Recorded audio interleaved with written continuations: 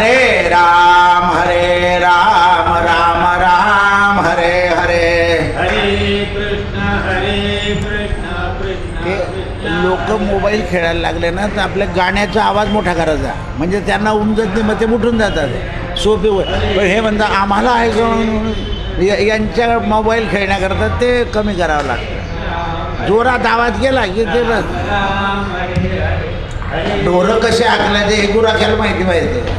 कृष्ण कृष्ण हरे हरे राम हरे कृष्ण कृष्ण कृष्ण हरे हरे. हरे राम राम राम हरे हरे. हरे कृष्ण कृष्ण कृष्ण हरे. गोपाल कृष्ण भगवान. गणनाथ सरस्वती रवि शुक्र बृहस्पति पंचेतांस स्मरे नित्यं वेदवाणी विनायकं गुरुं भानु ब्रह्मा विष्णु महेश्वरान् सरस्वती प्रणवादौ सर्वकार्यार्थ सिद्ध. मातृदेव भव पितृदेव भव. आचार्य देव भव. आदिदेव भव. सर्वेभ्यो देवेभ्यो ब्राह्मणेभ्यो नमो नमः. गोपाल कृष्ण भगवान. लोकाभिरामं रणरंगधीरं राजीवनेत्रं रघुवंशनाथं. कारुण्यरूपं करुणाकरञ्चं श्रीरामचन्द्रं शरणं प्रपद्ये. जपं मारुततुल्यवेगं जितेन्द्रियं बुद्धिमतां वरिष्ठं वातात्मजं वानरयूथमुख्यं श्रीरामदूतं शरणं प्रपद्ये. कृष्णाय वासुदेवाय हरे परमात्मने प्रणतक्लेशनाशाय गोविन्दाय नमो नमः. गोविन्दाय नमो नमः. गोविन्दाय. नमो नमः. अत्रिपुत्र महातेजो दत्तात्रेय महामुनि सर्वपाप वाराणस्यां भैरवदेव संसार भयनाशनम् अनेक जन्म कृतं पापं दर्शनेन विनश्यन्ति. दर्शनेन विनश्यन्ति दर्शनेन. विनश्यन्ति. श्रीराम जय राम जय जय राम. श्रीराम जय जय राम. श्रीराम जय राम जय जय राम. श्रीराम जय जय. राजाधिराज रामचंद्र भगवान की. जय. पवन सुत हनुमान की. उमापति महादेव. नमः पार्वती पतये हर हर महादेव. सीताकांत स्मरण जय जय राम जय जय रघुवीर समन. निवृत्ती ज्ञानदेव सोपान मुक्ताबाई एकनाथ नामदेव तुकाराम.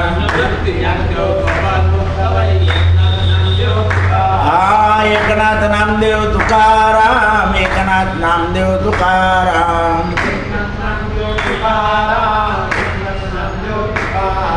देवर्षी नारदांनी आत्री अनुसयेचा निरोप घेतला आणि सावित्री आणि पार्वती या तपश्चर्येला बसलेले आहेत हे जाणून तिघांच्या समोर येऊन उभे राहिले. पा संताला किती उठाठेव करावी लागते. आता हे नारदाचं काम फार मोठं आहे. पण तुम्हाला हा मंत्र सांगा, हे स्तोत्र म्हणायला लावा, ते स्तोत्र म्हणायला लावा, घरी जप करा, ही काय झाली. म्हणजे उठाठेव केल्याशिवाय धर्म वाढणार काय म्हणताय लोक. दुसरा आणखीन मंत्र द्या की ज्याच्या योगाने जप भरपूर झाला पाहिजे. दत्त जयंतीला दुसरा द्यायचा ठरला अशी. म्हणून तुकाराम महाराज म्हणतात धर्माकरता करणे उठा उठी. ज्याप्रमाणे संसार नीट होण्याकरता आपण प्रयत्नवादी राहतो तिथे उठाउठी उपयोगाला येत नाही संसारात. तर प्रयत्न, काल रात्री आपण ऐकलं, तुम्ही नव्हते का, फार सुंदर मुद्दा होता, शुभ कर्म आणि अशुभ कर्म. शुभ कर्माचं फळ आणि अशुभ कर्माचं फळ काय मिळतं, तर त्यांनी सांगितलंय संसारी माणसाने फक्त अतिथी सत्कार हेच त्याचं पंचयज्ञ आहे. म्हणून त्या तिन्ही स्त्रियांनी म्हणजे लक्ष्मी, पार्वती आणि सावित्री यांनी पाहिल्यानं नारदाला आदराने वंदन केलं. कोण होता नारद? पुत्र. पण आतापर्यंत का रे इकडे आता त्या का, तर त्यांना तप करायची बुद्धी झाली. तपाने शुद्धी होते. तपे विण काय हरिपाठ आहे, कुठेही बसवा, केव्हाही बसवा, पण बसवता आला. आता आपल्याला तप नाही सांगितलंय संसारी माणसा. पश्चात्तापेनं शुद्धता. आपण काय केलं पाहिजे कोणत्याही कर्माचा? पश्चात्ताप. पण आपला कुठं मंदिरात होतो पश्चात्ताप, घरी गेले की चिटकले. कारण ते जे अन्न खातो आपण घरातलं, हल्ली स्वयंपाक हा कटकटीने सुरू होतो. ती बाई सगळं आता काय करू, डोक्याला त्रास, काय करू, तू पतिव्रता स्त्री आहे, काही कर, पण असं कर की ते मधुर लागलं पाहिजे. या घरात असंच आहे, इथून सुरुवात करतं बाया. देवा आज तुला नैवेद्य करायचं आहे, काय करू सुचव रे, तो लगेच सुचवेल. पण आपलं मंदिरापुरतं देव देऊन घरी गेले की घेऊ सुरू होऊन जाते. काल तुम्हाला बोलणे म्हणे दादा जो तो पैशाचाच उत्से काढतो म्हणे. म्हटलं या जगात मंदिरात आल्यावर सुद्धा बुद्धी त्याच्यातच ग्रासलेली असते. बरं नाही त्याला फोन करत बसता, उपाध्या घेता अंगावर घेणं नाही देणं नाही. बरं डबडी होती तर मोठं घेतलं, पण काय करायचं ते. चेहरे पाहून कंटाळा आला ना, आता काय पाहायचं. म्हणून आदराने वंदन केले आणि नारदाला म्हणाले, नारदा तू काय पाहिलं? म्हणे आई, मी आश्रमात गेल्यावर उभयतांचे लोकांचे क्षेम आणि कल्याण विचारले. त्यावर सगळी परिस्थिती सत्यलोकात, कैलासात आणि वैकुंठात उदासीन वातावरण आहे. म्हणे का? म्हणे वैकुंठात तुम्ही नाही, भगवान नाही. कैलास पर्वतावर तुम्ही नाही, भगवान शंकर नाही. मग जिथे स्त्री आणि पुरुष नाही तिथे उदास. मग आज वैकुंठही उदास, कैलासही आणि ब्रह्मलोकही. कारण काय? ईर्ष्या. आणि भगवंताचा अवतार होऊन गेला.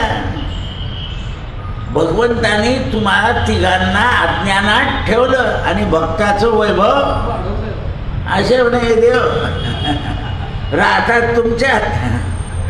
आता आईबाप सुद्धा काय करतात, नागपूरला राहतात आणि मुंबईची काळजी करतात.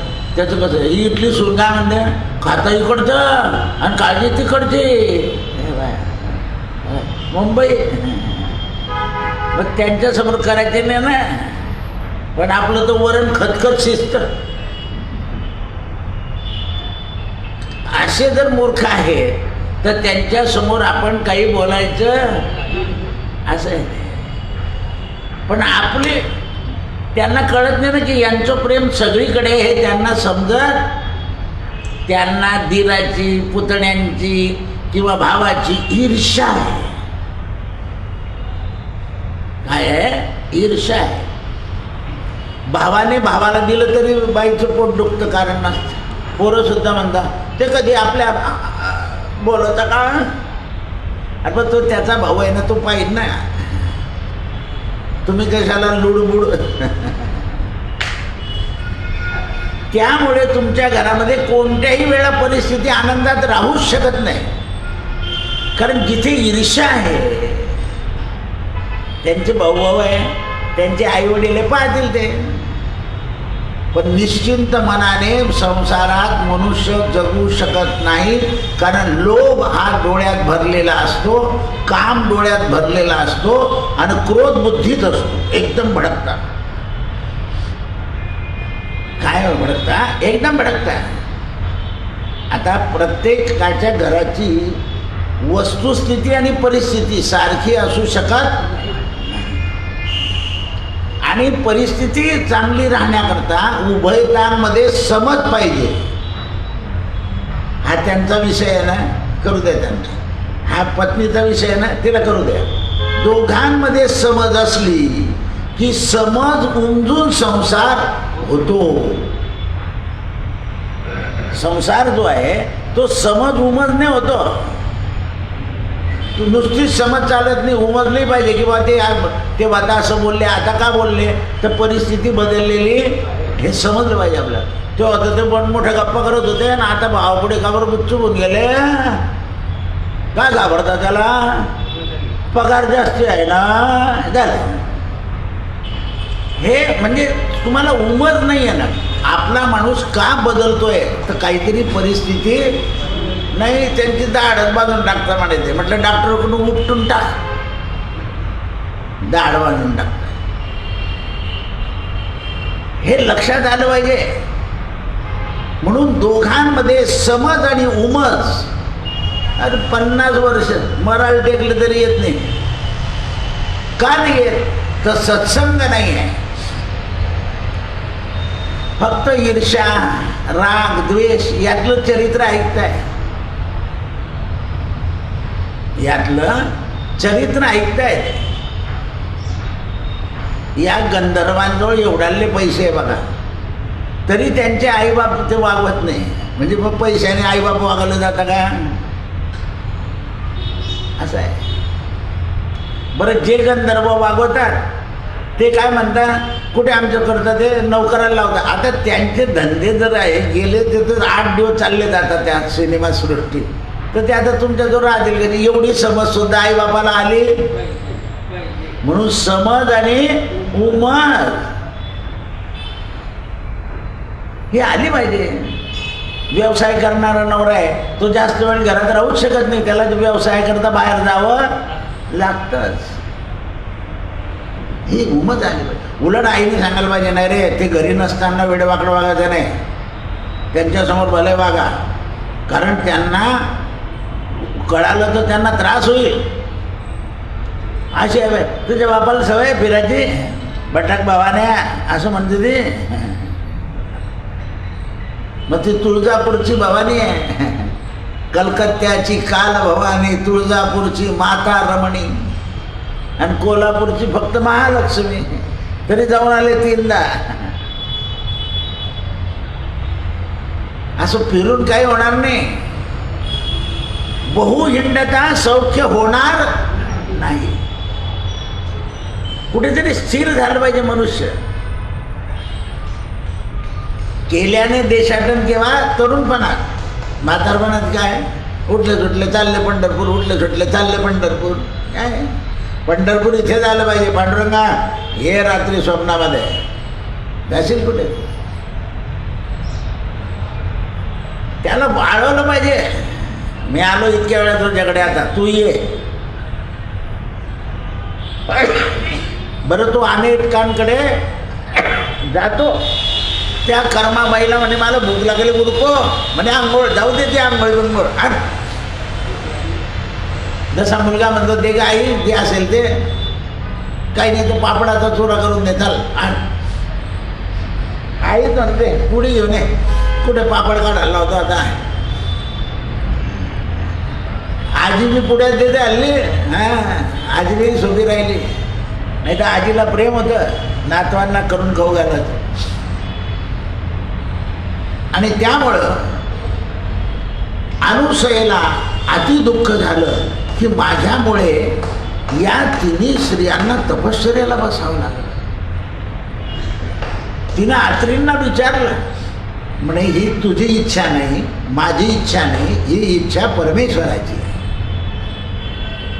ब्रह्मलोकामध्ये, विष्णू लोकामध्ये आणि कैलास पर्वतामध्ये समता राहिलेली नाही, म्हणून देवाने समता येण्याकरता हे केलेलं आहे. आपल्यावर सुद्धा आपण आनंदात आणि सुखात राहिलो की सगळं विसरून जातो. म्हणून केव्हा केव्हा परमात्मा एखाद्या दुःखाचा प्रसंग आपल्यासमोर आणून सुख सुख म्हणत हा दुःख ठाकून आले, सकळ भजन गेले, चित्त दुष्टित झाले. व्यायाम करता रामाला प्रदक्षिणा घालल्या आणि राम मिळण्याकरता रामाला प्रदक्षिणा घालण्या यात फरक आहे. काम होण्याकरता तर तुम्ही मारुतीला काय कोणालाही प्रदक्षिणा घाला, पण तो मिळण्याकरता प्रदक्षिणा घाल. पाहिजे. नामदेव महाराज लिहितात छान बरं, घालील लोटांगण वंदिन चरण डोळ्यान पाहिन रूप तुझे राम, प्रेमे आलिंगन अनंत पूजिन भावे ओवाळीन म्हणेन मा. आणि तू कोण? त्वमेव माता पिता त्वमेव बंधु सखा त्वमेव विद्या द्रविणं त्वमेव सर्व मम देव देव. बरोबर का? कसं म्हणे, काये न वाचा मनसेंद्रिया बुद्ध्या स्मरावा प्रकृती स्व करोमि यज्ञं सकलं परस्मै नारायणाती समर्पयामि. मी जे जे केलं ते तो तुला समर्पण करून टाकलं. पुन्हा एवढं आहे. रोज म्हणता तुम्ही टाळ मोठा करून अरे पण समर्पण एकही वारकरी सांग नमस्कार घालत नाही, फक्त घालील लोटांगण म्हणतो. कीर्तनकार घालतो तरी समोर घालत सगळे लोळले पाहिजे. कीर्तनाचं पुण्य पाहिजे असेल तर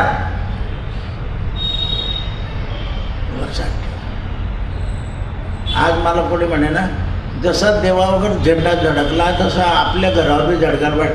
म्हटलं ते झेंड्याचं झाड लावलंय त्याला पाणी घालत द्या एक तांब्यावर. तर दुसरा माणूस म्हणे दादा कसं काम सांगतात, त्यांचं आपोआप पाणी घातलं जातं. म्हणजे ऐकलं तू, त्याने मला झेंडा फडकावला सांगितला घराला, त्याला उपाय सांगितला मी. आपले नातू फडकावे याकरता झेंड्यावरती झाडाला पाणी घाला, दुसरं काय, झेंड्याला प्रदक्षिणा घाला जे आहे. कारण वाल्मिकाने लिहिलंय ते झेंड्यावर हे झाड असावं म्हणून, तुम्ही मी नाही लिहिलं. आता आपण रामायणामध्ये वृक्ष लावला असेल, पण तो प्रचलित या लोकांनी बुद्धी करून केला. आता पहा, गोवा कोणतं राज्य आहे? कोणतं आहे? कोणतं राज्य आहे? गोव्याला कसं करतात जातात तुमचे पोरं? म्हणजे कोणाचं राज्य आहे तिथे? कोणता संप्रदाय मोठा आहे? मग तिथे हा राम उभा केला का? म्हणजे कोण आलं पाहिजे तिथे? म्हणजे गोव्याला जे नुसते धिंगाणा घालणारे जात होते ते आता भक्त जायला लागतील ती प्रतिमा पाहायला. असं आहे. परत तुमच्या लक्षात नाही आलं, लोक तिकडे कोणते पाठवायचे? हां, वाढावया, हे समजलं पाहिजे. कुठे राहिलं आहे ध्यान? कुठे राहिला? तिथे 77 फुटाची मूर्ती आणि ती 5 धातू आहे त्याच्यात. कासं जास्ती आहे, लोह आहे, तांबा आहे. लोह का घातलं तर वीज पडून मूर्ती जाऊ नये म्हणून. हे 5 पंचमहाभूत बोटात ठेवायचे असतात. म्हणून सोनार सुद्धा सोन्याच्या कळत्याला जर सांगितलं तर याला 5 असे टिपके देऊन देत होतो पंचधातूची. पृथ्वी, आप, तेज, वायू, आकाश. कारण वीज कुठून पडते? हां, आणि पृथ्वी तत्व त्याच्यात असलं तर वीज काय करते? ओढून घेते. असं कुठे लावा निघाला आणि कुठे दूर येतोय? फाकला तो काल मी तुम्हाला सांगितलं होतं, तो फाकला तो तिकडून निघतोय राजस्थानकडून. कसा? कारण ही देवभूमी आहे. इकडचं अरिष्ट दुसरीकडे जाईल पण दुसरीकडचं अरिष्ट येणार नाही. तरी तुम्ही म्हणता अमेरिकेची गोड शेव चांगली आहे. अमेरिकेच्या वस्तू चांगल्या आहे, जावायने आणून दिलं की सासरा खुश. नाही घरच्या जावायला लपुतून जावायने आणून दिलं अति मलेच्छन वस्तू येते. काय आहे? मलेच्छन वस्तू आहे. हे लक्षात आलं पाहिजे. म्हणून त्यावेळेस अनुसया देवी म्हणाली, देवाच्या कांतांना जाऊन सांगा की त्यांच्या अंगी सामर्थ्य आलं असेल तर दिव्य रूपाने आपले पती घेऊन जा, असा निरोप दिलाय अनुसयेने. कोणाला सांगितलं? नारदाने तिघांना. म्हणे आमच्या अंगी कुठे आलं? म्हणे तुम्ही आता तप केलं ना, तपाच्या योगाने देव मिळतो, चला तिथे. म्हणे आम्ही अशा वेशात गेला तर आमचा अपमान नाही होणार का? लक्ष्मी म्हणे एक ब्राह्मणाचं रूप घ्या ना, कारण खोटं बोलायचं असेल तर ब्राह्मण बनावं लागतं. म्हणून या तिन्ही स्त्रिया ब्राह्मण स्त्रियाचं वेश धरून करून अनुसयेच्या आल्या. म्हणून तुम्हाला जर देवपूजा करायची असेल तर सोहळ्यात करा असं बुवा सांगतो. पण आपलं काय सोहळं लावलं? इच्छा पाहिजे शुद्धी. अरे ऐकणार रे, नाकाला हात लावला की धुवावा लागतो, डोळ्याला हात लावला की धुवा लागतो, कानाला हात लावला की धुवावा लागतो. बा मनसाळे हाय हाय.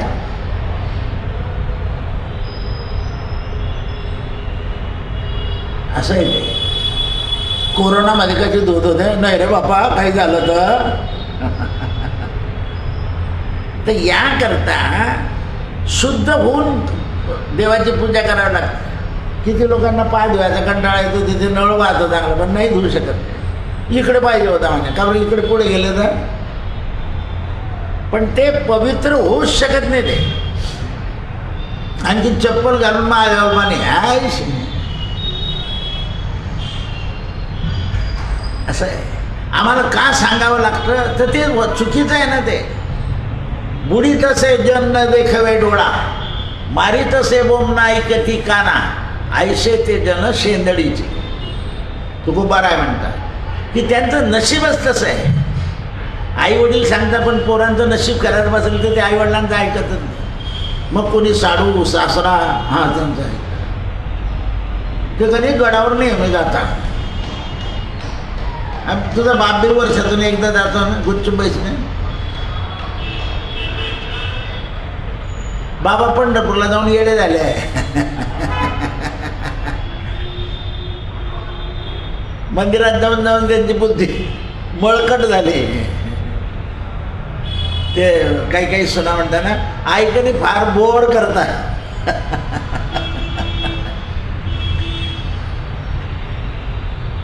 म्हणून मी आत्ताही दिलेलं झालं की त्यांना फजित होऊ द्यावं, मग उपाय सांगावे. आपलं काय आहे, त्यांचं चांगलं झालं पाहिजे ते. आणि ते ऐकणार नाही ना. ऐसे ते जन कडू नशीब आहे त्यांना. मग त्यांना ठेचा खाऊ द्या, आणि ठेचा खाल्ल्याशिवाय पोट साफ होत नाही. तर अनुभव आल्याशिवाय बुद्धी शांत नाही होत.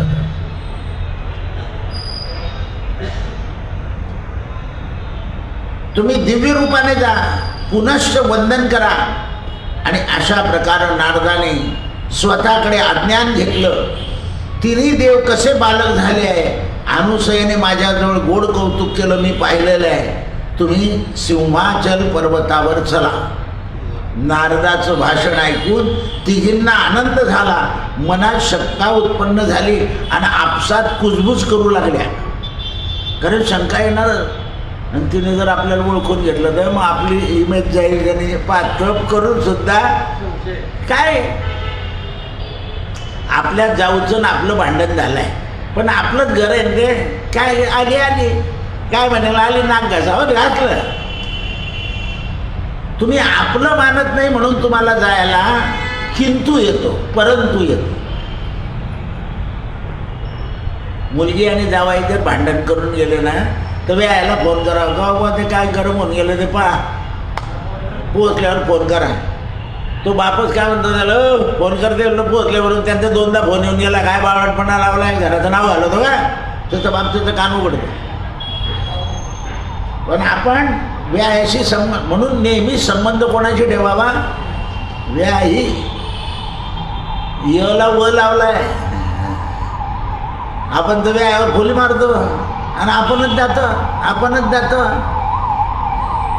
लक्ष द्या, त्यांचं कर्तव्य आहे, तुमचं फक्त पाठिंबा आहे. मुलीच्या बापाचा काय पाहिजे? आपण तर त्यांच्याकडून फोन करतो. त्यांचं कर्तव्य आहे, आपलं कर्तव्य नाही आहे. आपण विरुद्ध दिशेने वारा वाढवण्याचा प्रयत्न करतो, पण विरुद्ध दिशेने वारा आला की नौका फिरून एकटं पाडून टाकतं ते आपल्या पोरीला. लग्नाच्या वेळेला म्हणजे जेव्हा फॅफा होते मग आपल्या पोरीची, आणि हळदीच्या दिवशीच झोपते तिला सलाईन लावावं लागतं. कारण हिंमत राहत नाही, नातेवाईक किंमत करत पाहतो. तिकडे गणपतीची पूजा झाली नाही म्हणून त्याला म्हटलं नाही.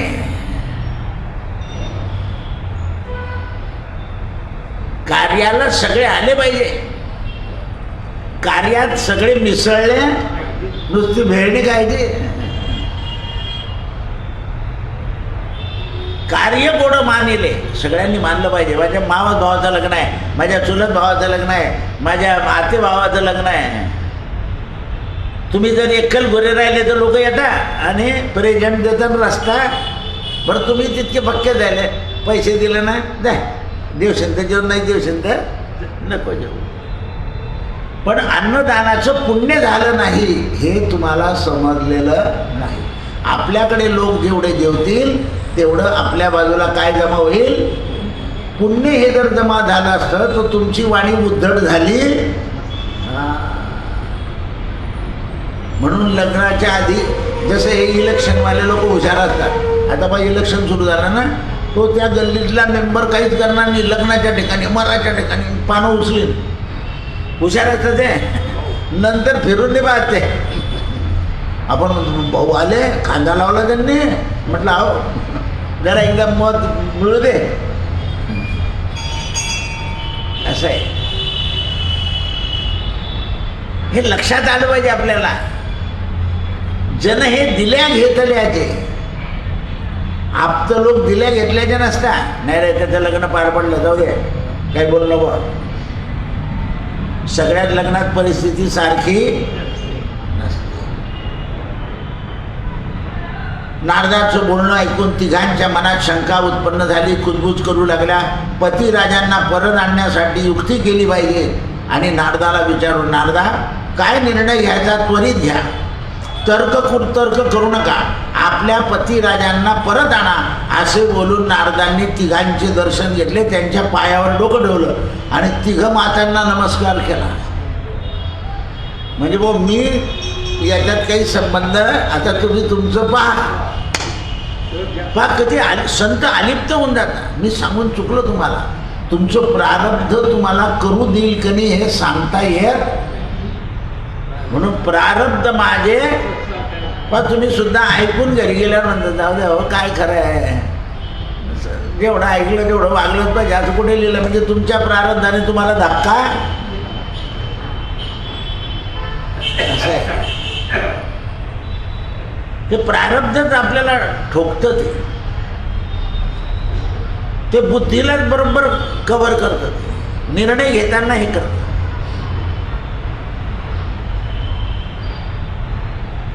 दहावीचा मुलगा शिक्षकांच्या त्रासाने देव सोडतो दिल्लीला, मित्रांचे आभार मानतो. काय म्हणून पूर्वी शिक्षक काही गोष्ट म्हणत, अरे तुझ्या वडिलांना मला सांगायचं आहे की तुला जर चांगली शिकवणी लावली तर खूप मार्क पडतील असं सांगायचं. असं नाही सांगायचे की तुला काही येत नाही मी त्यांना सांगतो, नाही. कारण त्या बालमनावर तो विपरीत परिणाम होऊन जाईल. मग शिक्षक आल्यावर त्याला उभं करायचे, याच्याकडे लक्ष घाला, हा मुळात हुशार आहे. हुशार नसलं तरी काय सांगायचं, ते हुशार आहे. हा याने गिफ्ट धरली ना 90च्या पुढे जाईल, माझी खात्री आहे. शिक्षकाने सांगितल्यावर वडील लक्ष द्यायला लागल्यावर पोरगा 85वर आला. खरे 5 मार्क कुठे कमी गेले, आणखी शिक्षक बोलत होत्या, त्याला माहिती आहे हा आला पुढे झाला. पण तरी बोलतो. मग तो शिक्षक म्हणे गुरुजी बरोबर नाही ना, आमच्या गुरुजीला जेवढे पाहिजे तेवढेच पाहिजे असतात, शिक्षकाला नको असतात, फक्त त्याला पुढे त्याला चलित करायचं आहे. जसं छर्यांचं बेरिंग आहे, ती गाडी नीट चालवायची असेल तर त्याला ग्रीस टाकावंच लागतं, आईल म्हणजे गाडीची गती होते. तशी विद्यार्थ्याच्या बुद्धीमध्ये मतीमध्ये शुद्धी टाकावी लागते आणि ती शिक्षकच टाकू शकतो. आता बाहेरच्या शिकवण्या असल्यामुळे वर्ग शिक्षकाचं मानत नाही, त्या शिक्षकाचं मानतात. फरक काय पडला? पण तो पैसे घेऊन शिकवतो, हा पगार जरी घेत असला तर वैयक्तिक तुमच्यापासून काही घेत नाही, हा फरक आहे. तो वैयक्तिक येतो. आता मला कोणी सांगणार ना, दादा 2च महिन्याचे 35,000 म्हणतो म्हणे तो 10वीच्या अभ्यासाचे. म्हटलं आणि मी म्हटलं काही कमी याल तर या नाही ना काही. वैयक्तिक शिक्षक आणि सामाजिक शिक्षक यात फरक आहे. शिक्षक म्हणजे ब्राह्मणच आहे एक प्रकारचा, पण हे व्यापारी ब्राह्मण झाले हा सरकारचा. आता पहा, शिक्षकाची किंमत नाही. खाजगी शाळेमध्ये खूप काम करून घेतात, 10,000च देतात, म्हणजे लूट आहे ती, अन्याय आहे तो. तुम्ही चेअरमन होते ना बाबा, पहा तुम्ही खरं आहे, काही विचारच करत नाही त्याचा आकडा टाकण्याकरता. 40, 45, हा एक तर 70 देणार होता. अरे तुमची हो हो हो क्या देख रहे हो? हरिद्वार, राजस्थान, बहुत बढ़िया, बहुत बढ़िया, आनंद मंगल सब.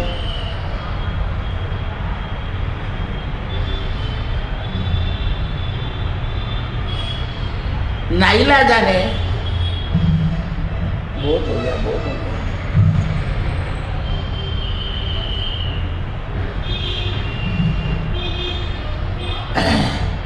नाईलाजाने सगळी बातमी मी सांगतो, तुम्ही या, असं म्हणून नारद पोहोचले सिंहाचल पर्वतावर आणि त्यांनी आश्रमापासून दूर उभे राहिले थोडे आणि या तिन्ही स्त्रियांना आश्रमामध्ये पाठवून दिले.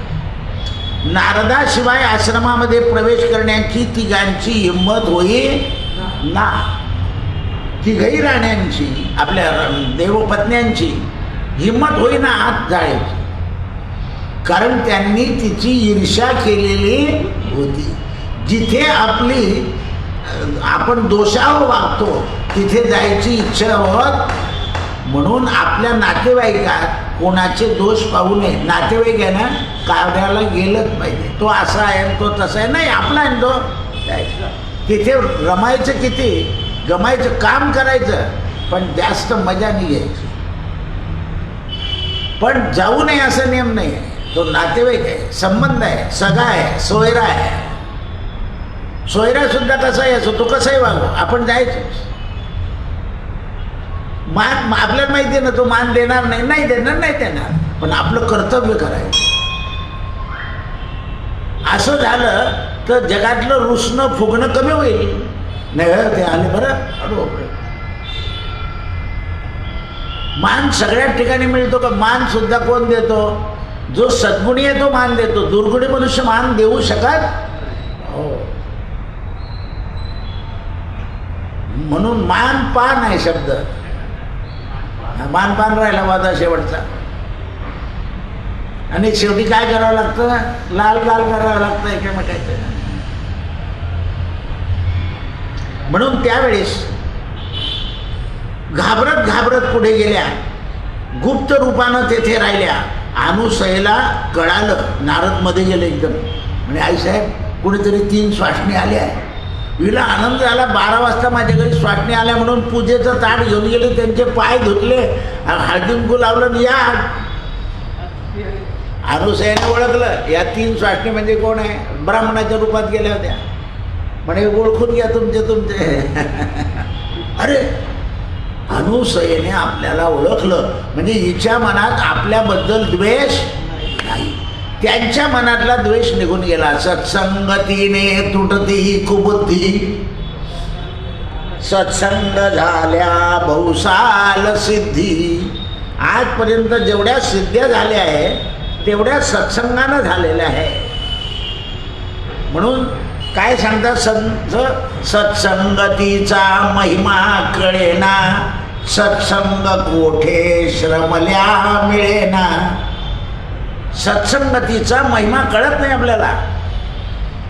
तुम्हाला सुद्धा कळत नाही ना, काय 4-5 डोके असतात आणि काय लावता परेड कोणाच टोक, असं तुम्ही म्हणता घरी गेल्यावर. बाई म्हणते काय होतं तिथे इतका उशीर कशाला झाला, विषय चांगला तर काय विषय असणार, टोचून तर बोलता. आता तुम्हाला काही फिकीरच नाही ना, गेलं तर गेले, नाही गेलं तर नाही गेले, पण होते तेव्हा टोचा होतेच.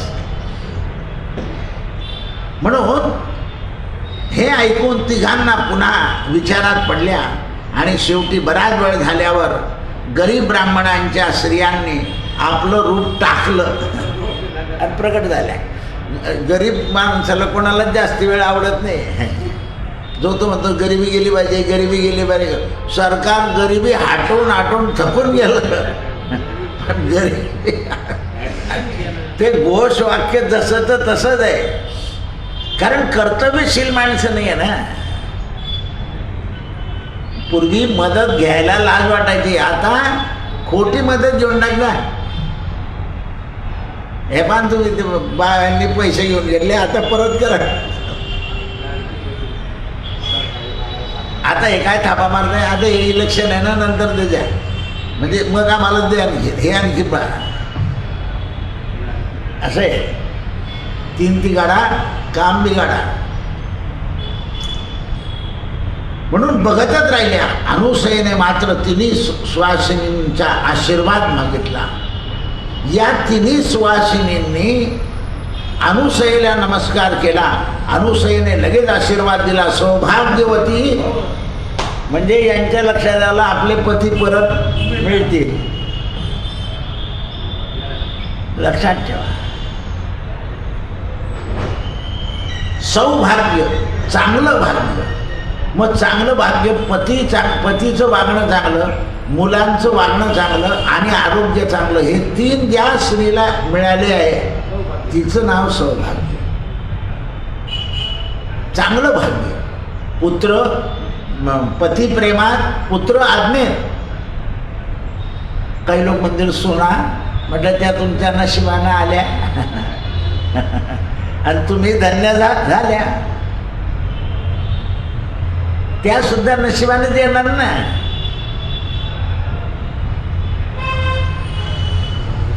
पुत्रवधू काय म्हणतात तिला, पुत्रवधू. आता काही लोक म्हणतात ना सुना तशा आल्या, पण आता नाच सुना तरी चांगल्या आल्या पाहिजे म्हटलं. पण तुम्ही पेरलं काय, नाचचा बाई, जे आहे ते उगवेल, असं असतं. आता ते शांतीचं विचार आला त्यांच्या मुली, म्हटलं तुम्ही का बरं डोकं खाताय, त्याचे आजोबा करते ना. नाही म्हणे जळगाव करतो. म्हटलं नाही, ते त्यांचे देव लागतं त्याला. मुलीची शांती इथे नाही करायची, तिथे तिथे घरी करायची, कारण देवाशिवाय शांती होणार नाही. सुपारीचा गणपती करता येतो, देवी करता येत नाही. गणपतीच सुपारीचा आहे. म्हणून त्यावेळेस अशा प्रकारे तिन्ही स्त्रिया अनुसयेची स्तुती करू लागल्या. तुम्ही षडगुण ऐश्वर्य आहात. म्हणजे कोणते, कार्ये सुमंत्रीन, वचने सुदासान, भोजने सुभातान, शयने सुरंभा. तुमच्या अंगी षडगुण ईश्वराचे, ज्याप्रमाणे देवामध्ये षडगुण ऐश्वर्य आहे त्याप्रमाणे तुमच्यामध्ये सुद्धा षडगुण ऐश्वर्य आहे. म्हणून हे आमचे तुमचे पुत्र झाले.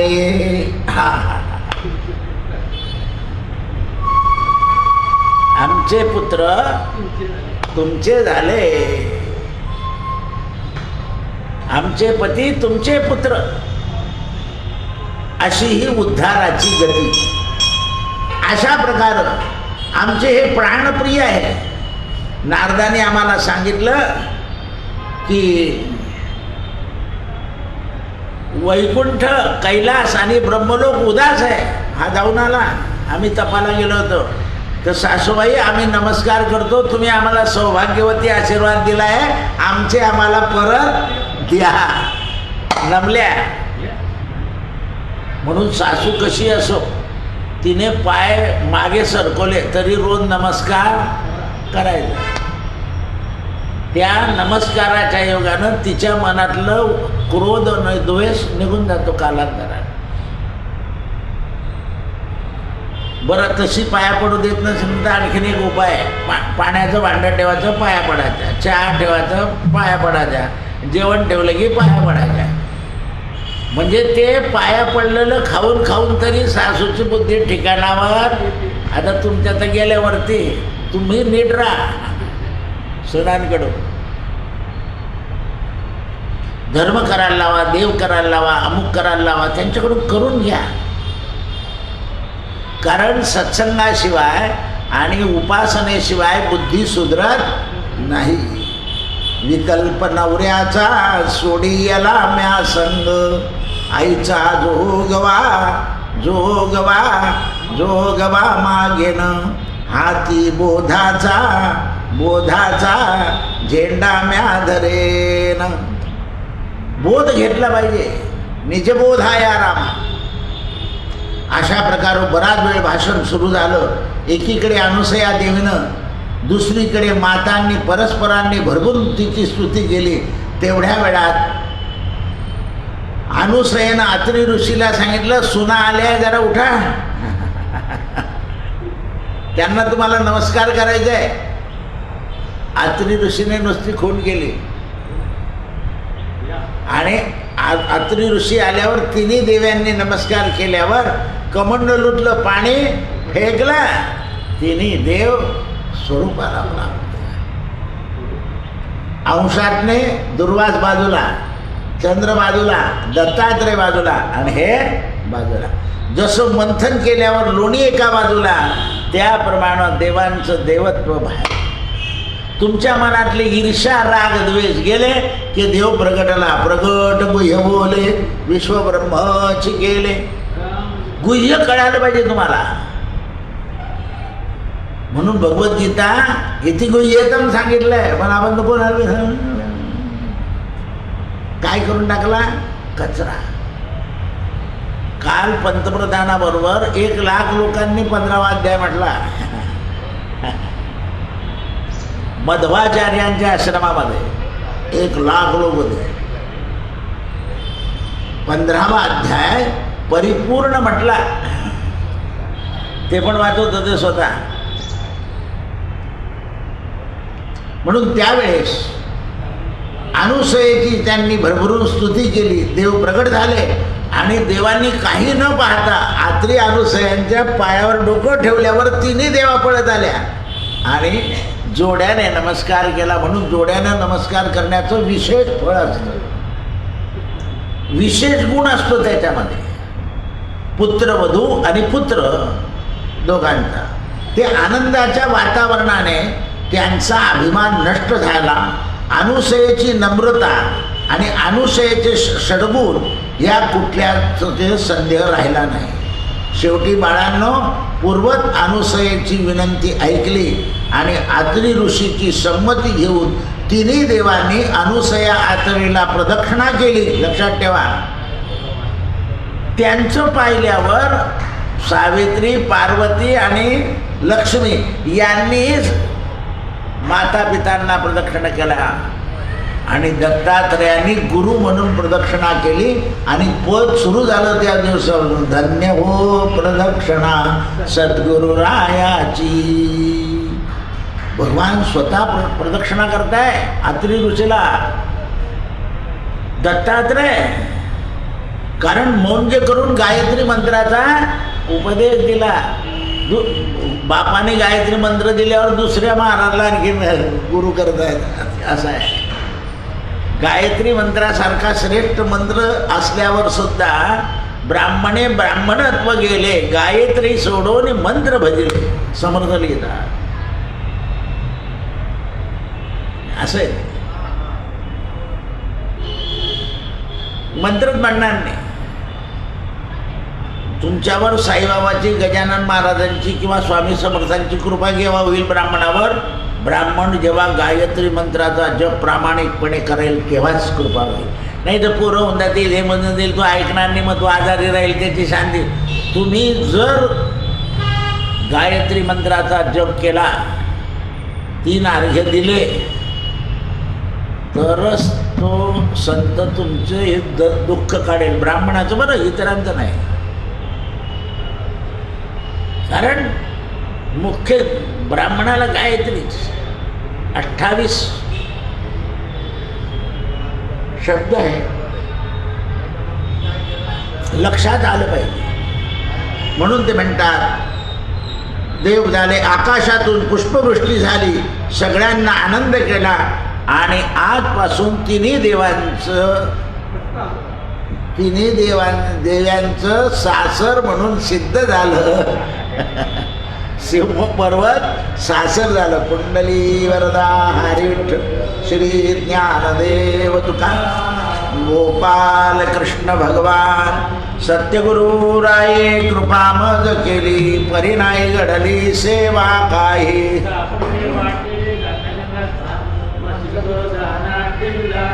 भोजना मागतो